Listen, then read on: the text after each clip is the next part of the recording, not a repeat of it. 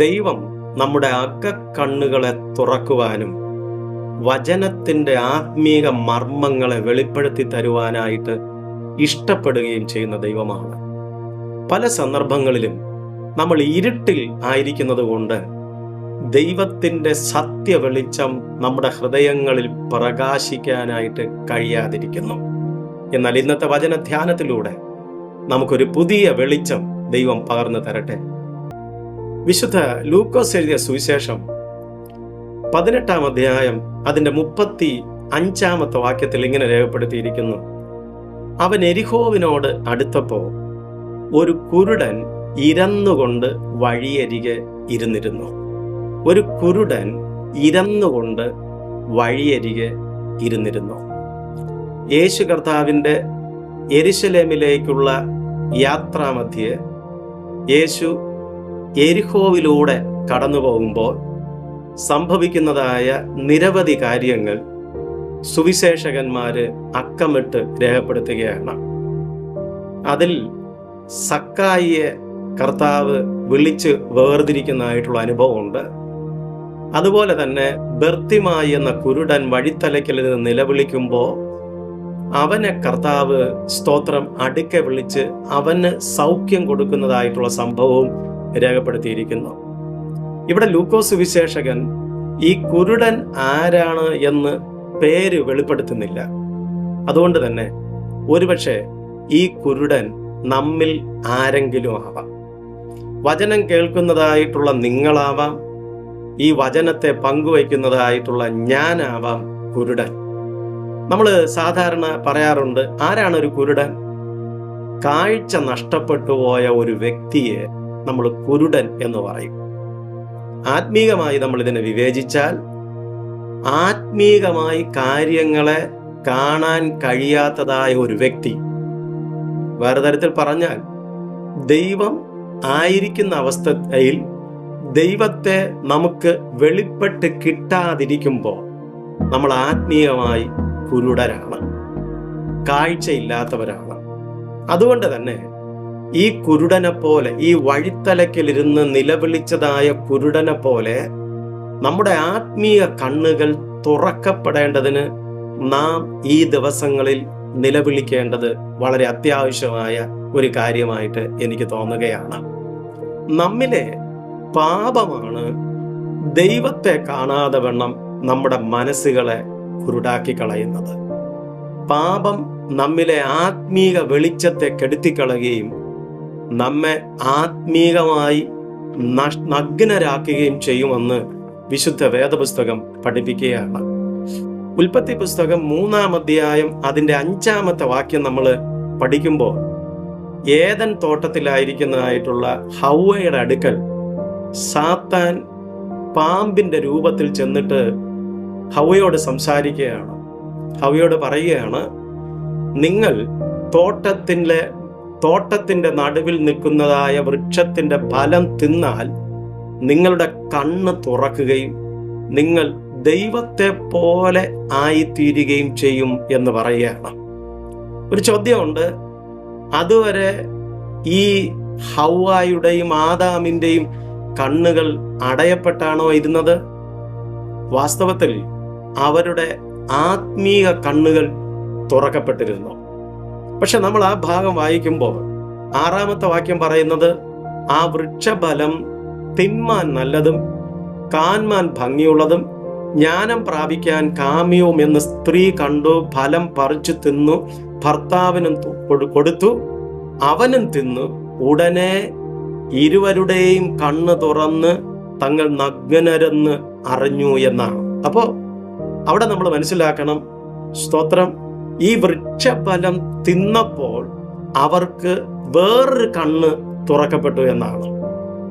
അതായത് പാപം ചെയ്യുന്നതിന് മുൻപ് ആദമിന്റെയും ഹൗവയുടെയും ആത്മീക കണ്ണുകൾ തുറന്നിരുന്നത് കൊണ്ട് ദൈവത്തിന്റെ ശബ്ദം കേൾക്കാനും അവർ ദൈവത്തോടൊപ്പം നടക്കാനും ദൈവീകമായ കൂട്ടായ്മ അവർക്ക് അനുഭവിക്കാനും കഴിഞ്ഞു. എന്നാൽ എപ്പോഴാണോ അവരുടെ അകക്കണ്ണൻ മരിച്ചത്, ആത്മീക ദർശനം നഷ്ടപ്പെട്ടു പോയത്, അപ്പോൾ അവർ ദൈവത്തെ ഭയപ്പെടാനും ദൈവത്തിൽ നിന്ന് അകലുവാനും, സ്തോത്രം, അവരുടെ കണ്ണ് തുറന്നു എന്ന് പറഞ്ഞാൽ അവർ ആത്മീകമായി മരിക്കുകയും ഭൗതികമായി അവരുടെ കണ്ണ് തുറന്നിട്ട് അവർ നഗ്നരെന്ന് ബോധ്യപ്പെടുവാനും ഇടയായി തീർന്നു എന്നുള്ളതാണ്. അവരുടെ ആത്മീയ കണ്ണുകൾ തുറന്നിരുന്നപ്പോൾ ഭൗതിക നഗ്നത അവർക്ക് വെളിപ്പെട്ടിരുന്നില്ല. അവരുടെ ഭൗതിക കണ്ണുകൾ തുറന്നപ്പോ, അവർ ആത്മീയമായി മരിച്ചപ്പോ അവർക്ക് ഈ ലോകത്തിലെ കാര്യങ്ങൾ നഗ്നമായി വെളിപ്പെടുവാനിടയായി. പ്രിയപ്പെട്ടവരെ, നമ്മൾ എത്രത്തോളം അകക്കണ്ണുകൾ കൊണ്ട് കാര്യങ്ങളെ കാണാനായി ശ്രമിക്കുമോ, അപ്പം നമുക്ക് ഈ ലോകത്തിലെ ചുറ്റുപാടുകൾ, നമുക്ക്, സ്തോത്രം, മറ്റു മനുഷ്യര്, മറ്റുള്ളവരെയും എല്ലാറ്റിനെയും നമുക്ക്, സ്തോത്രം, വിശുദ്ധമായി കാണാനായിട്ട് കഴിയും. പലപ്പോഴും നമ്മുടെ ഭൗതിക കണ്ണുകൾ തുറന്നിരിക്കുന്നത് കൊണ്ട് തന്നെ നമ്മൾ മറ്റുള്ളവരെ മോശമായി കാണാറുണ്ട്. ഈ ലോകത്തെ മുഴുവനും തിന്മയായി കാണാറുണ്ട്. ഞാൻ മാത്രം ശരിയെന്നും മറ്റുള്ളതെല്ലാം തെറ്റാണെന്നും തിന്മയാണെന്നും കാണാനായിട്ട് നമ്മൾ ശ്രമിക്കാൻ തുടങ്ങുമ്പോൾ നമ്മിലെ അകക്കണ്ണുകൾ മരിക്കുകയും നമ്മുടെ ഭൗതിക കണ്ണുകൾ തുറക്കപ്പെടുകയും ചെയ്യുന്നു എന്നുള്ളതാണ്. നമുക്ക് ഈ ലൂക്കോസ് സുവിശേഷം 18-ാം അധ്യായം 35-ാമത്തെ വാക്യത്തിലേക്ക് മടങ്ങി വരാം. അവിടെ നമ്മൾ കാണുന്നത്, യേശു യെരിഹോവിനടുത്തപ്പോ ഒരു കുരുടൻ ഇരന്നുകൊണ്ട് വഴിയരികെ ഇരുന്നിരുന്നു എന്നാണ്. ഞാൻ ആ ഭാഗത്ത് കാണുന്നതായിട്ടുള്ള ഒരു പ്രധാനപ്പെട്ട കാര്യം, ആത്മീകമായി കുരുടനായിരിക്കുന്ന ഒരു വ്യക്തിക്ക് ദൈവത്തിന്റെ അടുക്കലേക്ക് ചെല്ലുമ്പോൾ യാചിച്ചുകൊണ്ടേ ചെല്ലാൻ പറ്റുള്ളൂ. അവൻ ഇരക്കുന്നവനായിട്ടാണ് ദൈവത്തിന്റെ സന്നിധിയിലേക്ക് ചെല്ലുന്നത്, അവകാശത്തോടെ അല്ല ചെല്ലുന്നത്. അവൻ വെറും യാചകനാണ്, അവൻ ഒരിക്കലും മക്കളല്ല. ആത്മീയമായി നമ്മളൊന്ന് കണ്ടു നോക്കണം. കർത്താവിന്റെ വചനം പറയുന്നത്, നിങ്ങൾ മക്കളാണെങ്കിൽ അവകാശികളാണ്. സ്തോത്രം. അബ്ബാ പിതാവേ എന്ന് വിളിക്കാനുള്ള സ്വപുത്രന്റെ ആത്മാവിനെ മക്കൾക്ക് ദൈവം കൊടുത്തിട്ടുണ്ട്. ഒരു ദൈവത്തിന്റെ പൈതലിന്, ആത്മീകമായി രക്ഷയുടെ അനുഭവത്തിലേക്ക് വന്നതായ ഒരു ദൈവത്തിന്റെ പൈതൽ ദൈവത്തിന്റെ അടുക്കൽ ചെല്ലുന്നത്, ദൈവം എൻ്റെ പിതാവാണെന്നും ഞാൻ പ്രാർത്ഥിക്കുന്ന പ്രാർത്ഥനയ്ക്ക് ദൈവം തമ്പുരാൻ മറുപടി തരും എന്നുള്ള വിശ്വാസത്തോടും കൂടിയാണ് കയറി ചെല്ലുന്നത്. അല്ലാത്തതായ ഒരാള് ദൈവത്തിന്റെ സന്നിധിയിൽ യാചകനെ പോലെ, എനിക്ക് എന്തെങ്കിലും തരണേ, എൻ്റെ നിലവിളി കേൾക്കണേ, എൻ്റെ കണ്ണുനീര് കാണണമേ എന്ന് പലപ്പോഴും കരുണയുണ്ടാകണേ എന്ന് യാചിക്കാനല്ലാതെ, സ്തോത്രം, അവകാശങ്ങളെ ചോദിച്ചു വാങ്ങാനായിട്ട് കഴിയാതെ പോകുന്നു എന്നുള്ളതാണ്. പ്രിയ ദൈവത്തിന്റെ കുഞ്ഞുങ്ങളെ, നമ്മെക്കുറിച്ച് ദൈവം ആഗ്രഹിക്കുന്നത് വഴിത്തലക്കലിരുന്ന് യാചിക്കുന്ന ഈ യാചകനെ പോലെ ആയിരിക്കാനല്ല, മറിച്ച് അബ്ബാപിതാവേ എന്ന് വിളിച്ചുകൊണ്ട് കർത്താവിന്റെ സന്നിധിയിലേക്ക് ഏത് സമയത്തും കയറി ചെല്ലാനുള്ള പുത്രത്വത്തിന്റെ ആത്മാവിനെ പ്രാപിച്ചവരായിരിക്കണമെന്ന് ദൈവം ഈ വചനത്തിലൂടെ നമ്മെ പഠിപ്പിക്കുകയാണ്. സ്തോത്രം. അതുകൊണ്ട് തന്നെ എൻ്റെ പ്രിയപ്പെട്ട ദൈവത്തിന്റെ പൈതലെ, ഇന്നും കർത്താവിന്റെ സന്നിധിയിൽ വഴിത്തലക്കിലിരിക്കുന്നതായ ഭിക്ഷ യാചിക്കുന്ന ഈ യാചകനെ പോലെയാണോ നിങ്ങൾ? അതോ യേശു ക്രിസ്തുവിനെ കർത്താവിൻ രക്ഷിതാവുമായി കൈക്കൊണ്ട് അകക്കണ്ണുകൾ തുറക്കപ്പെട്ട ഒരു വ്യക്തിത്വത്തിന്റെ ഉടമയായി കർത്താവിന്റെ സന്നിധിയിൽ കർത്താവിനോട് ചേർന്ന് വസിക്കാനും, കർത്താവിനോട് സംസാരിക്കാനും, കർത്താവിന്റെ ശബ്ദം കേൾക്കാനും, അവനോടൊപ്പമായിരിക്കാനും കഴിയുന്നതായ ഒരു വ്യക്തിയാണോ താങ്കൾ?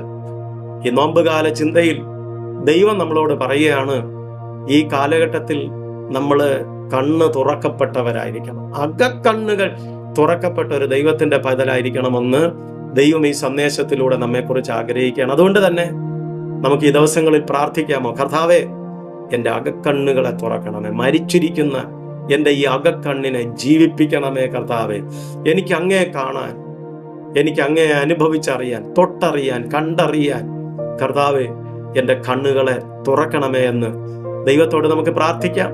ഈ ചിന്തയിലൂടെ ദൈവാത്മാവ് നമ്മളെ ബലപ്പെടുത്തട്ടെ. ഒരു വാക്ക് പ്രാർത്ഥിക്കാം.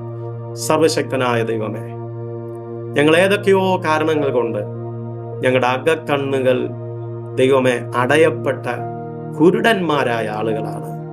കർത്താവേ, നിന്റെ ഒരു സ്പർശനം, നിന്റെ ഒരു വാക്ക്, നിന്റെ ദൈവമേ ഒരു ഇടപെടൽ ഞങ്ങളുടെ കണ്ണുകളെ തുറക്കാനായിട്ട് ദൈവമേ മതിയായതാണ് എന്ന് ഞങ്ങൾ അറിയുന്നു.